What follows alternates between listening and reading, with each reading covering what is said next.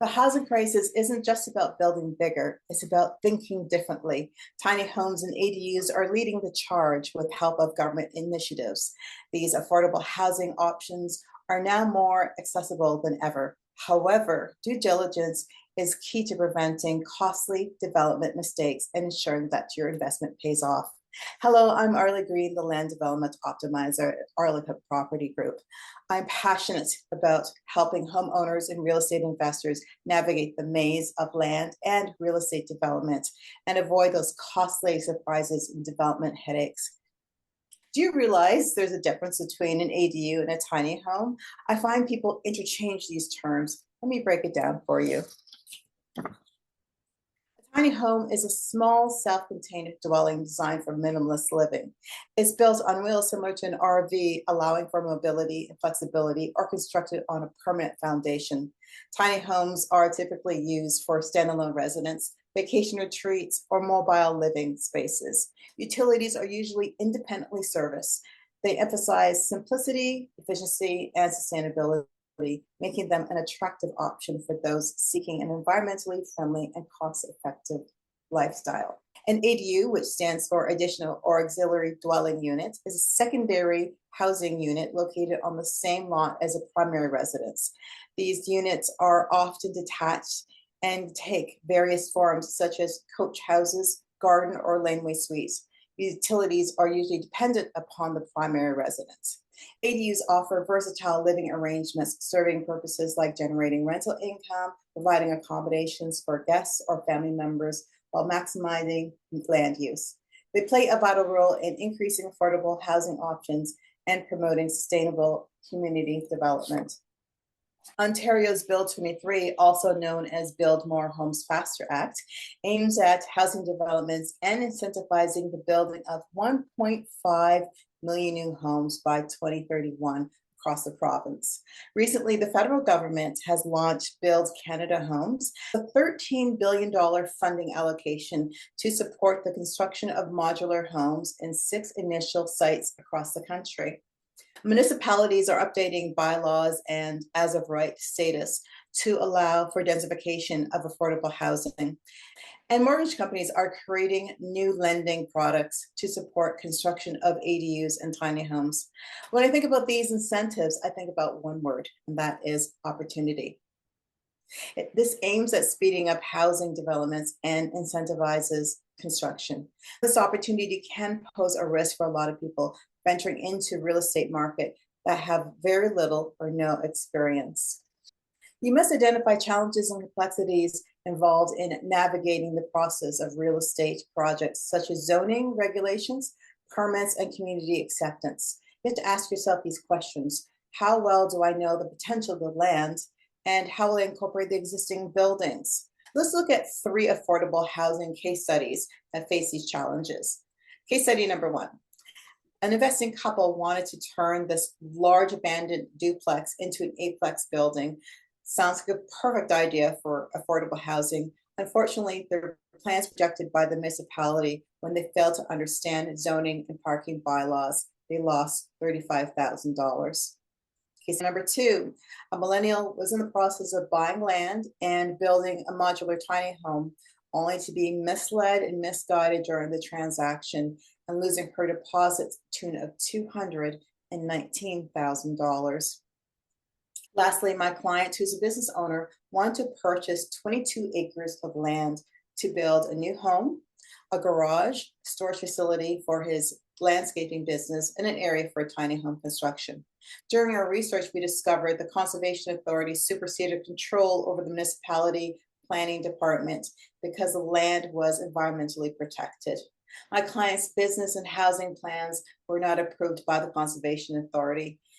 By planning ahead of the purchase, my client avoided a $2.2 million mistake. These case studies emphasize the need for informed decision-making. A good idea can turn wrong and be very expensive. I hear these stories all the time. It really breaks my heart when people lose this much money. The Arleca highest and best use report is your solution that breaks down zoning and other critical factors that influence land and real estate development. 75% of my clients have to pivot from their original plans. This is just the way it is. People misunderstand when the government says you have approval, they think it's ubiquitous for every area. We have to specifically look at your plot of land and what can happen on your lot. Let me guide you through the complexities of property development with confidence. And what are we going to look at? We're going to look at your objectives, what are your goals for the property. We're going to look at the zone analysis, is obviously very important. Feasibility studies may be done, risk assessment, cost benefit analysis, depending on what your project is. And I like to look into the environmental and geology of the land and develop recommendations for the project. If you follow me on YouTube, you know I love to play the game Arleca accepted or denied. It's my way of educating my audience. So my first client, he has 2 acres of land, and what he wants to do is sever the land right here. This seems perfect because it's a corner lot. So if you sever, the lot he wants to sever has access to the road. In theory, it sounds perfect. What we're going to do is look at the zone interpretation. Is rule bylaw 85-129. Its subject property is zoned agriculture. Now, with agriculture, there's different levels of agriculture. You can build, you can have commercial property on it. It all depends on the municipality and how they deem what this zone means. Well, guess what? Was it accepted or denied? 3, 2, 1. It was denied. I'll tell you why. In a lot of countries like Canada, agriculture is big land business. And a lot of the municipalities, even the federal government, doesn't want to sever farmland because it doesn't make sense to have these tiny little plots when you need so much land to do it.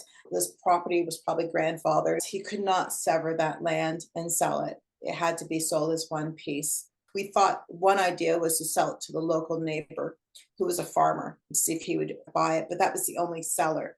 He decided to sell the property. And that saved him a lot of headaches by knowing that up front.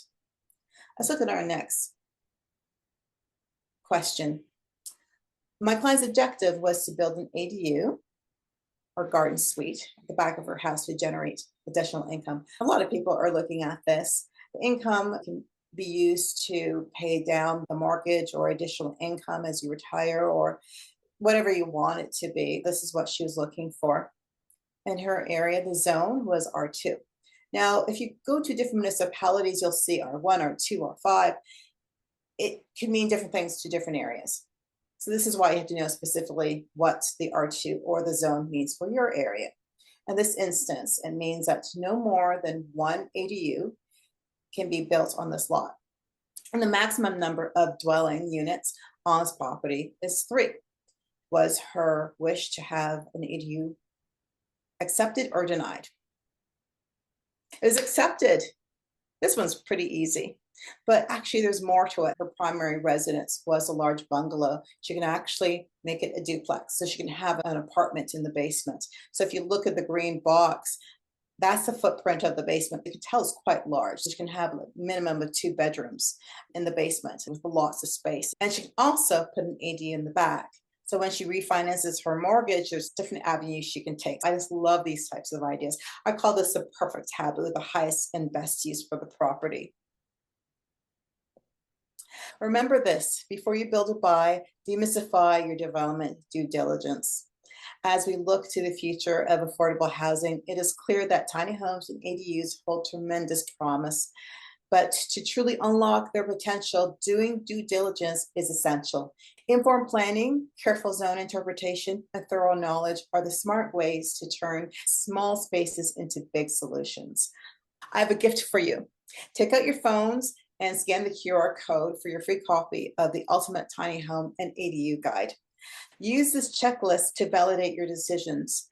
Let's build smart, safer, and more sustainable communities together. Thank you.